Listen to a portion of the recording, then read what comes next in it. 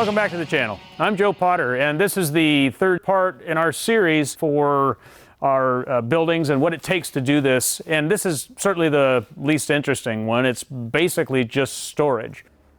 It takes a lot of space to do this. I know I keep saying that, but it's one of the key elements of doing restoration work. It takes a lot of room. So that's what this is. This is completely storage, except for this little space right here. And years past, I always had a space in the shop where I did my work, and as we've gotten bigger and bigger, I kind of got pushed off the floor. So this is my little space over here in the storage building where I do my work. I'm prepping cars for the season. We participate in a lot of rallies and events, and so I'm prepping these cars as spring approaches to get them ready for the season. And then I also work on my XJ Coupe here. We've done videos on that, quite a few of those on that build. And so normally that's what's in this space, and I'm working on that. But like I say, for right now, I'm doing spring prep for this coming summer. So let's go take a look at the rest of the shot. My XJ Coupe, like I say, everybody knows, has seen this car in videos. It's sitting over here to the side now, just where I do my spring prep on these cars, but it'll be back over here front and center here shortly.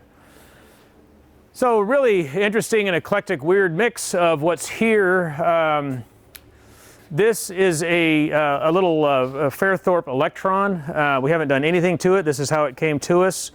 We'll be doing kind of a light restoration, some mechanical work, full body, and paint and coming back up, but it's waiting in line, so it's sitting over here. A little MGA twin cam. This was a done car that we rebuilt the motor. It had an engine failure on a tour last season, and so we rebuilt the motor over the winter.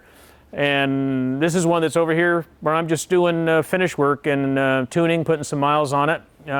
He's going to do tours again this season, so I want to get some miles on it and really prove it out. These engines have a history or a reputation for killing themselves, and this one did. So you want to make sure they're really sorted. They're not cheap to build. Oh, a Lotus Elan, that's a restoration, and we're currently doing the spine and the suspension, the engine, all that kind of stuff. The body is done, sitting over here out of the way.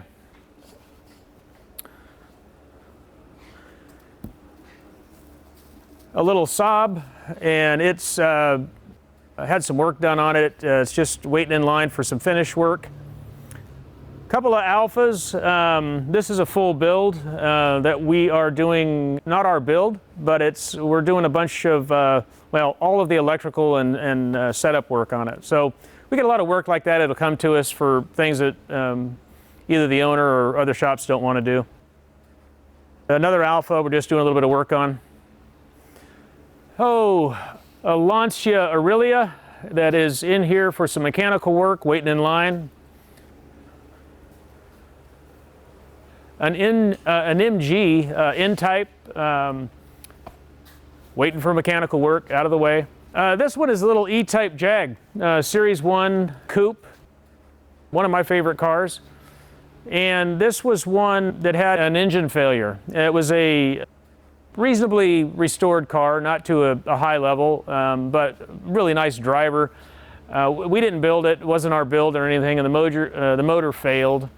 So we're building that. So we don't need the car. We've got the engine and trans out, and we're building that now. So no reason for that to take up space on the floor. So it'll sit here. Another Alpha, doing engine work, engine out. A little Lancia Appia, we're doing some mechanical work on, waiting in line. This is a Jag E-Type. This is a Series 2 2+2 coupe. This is a little Maserati 350S doing an engine, and this is not a real one, it's a replica. It's actually was handmade in Argentina. Really, actually, very cool car, but it is not a real one, but it's pretty damn close and it's pretty cool. Well, that's it. This is the third and least interesting building, but it's very critical in what we do. Do appreciate y'all, and please do like and subscribe, and see you on the next one.